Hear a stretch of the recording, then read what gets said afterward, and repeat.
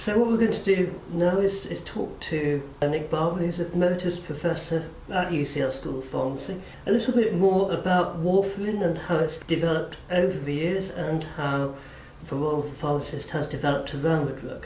One of your other innovations a couple of years ago was around the development of a new medicine service. A part of that service is around managing anticoagulants such as Warfarin.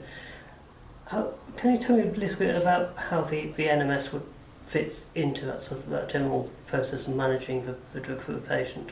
Yeah, so the NMS came about because we interviewed lots of patients after they'd started a new drug for chronic long-term conditions, and they'd explained to us how they'd have all sorts of experiences. They wonder whether they're having side effects, they wouldn't think the drug's working, all sorts of things. And we never know when we give a drug to an individual patient exactly what the effects are going to be. So the idea was to get a bit of a feedback loop for the patient to be able to talk to a pharmacist a couple of weeks after they'd started taking it and just tell their experience, and for the pharmacist to try and use their experience to guide the patient to better use of the medicine, or indeed to stop it if it was the wrong thing.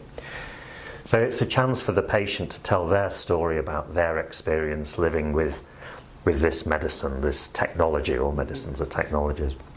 And then the pharmacist can use their experience to advise, to reassure, to suggest changes, to suggest if need be the patient goes back to the doctor.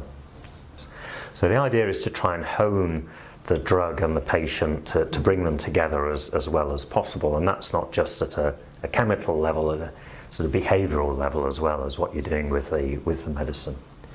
And for Warfarin, it's such a complicated drug in the sense of the monitoring which needs to be done and so on. I think the pharmacist can really help give some explanation of that and support, as well as to why that's so and why it's so important.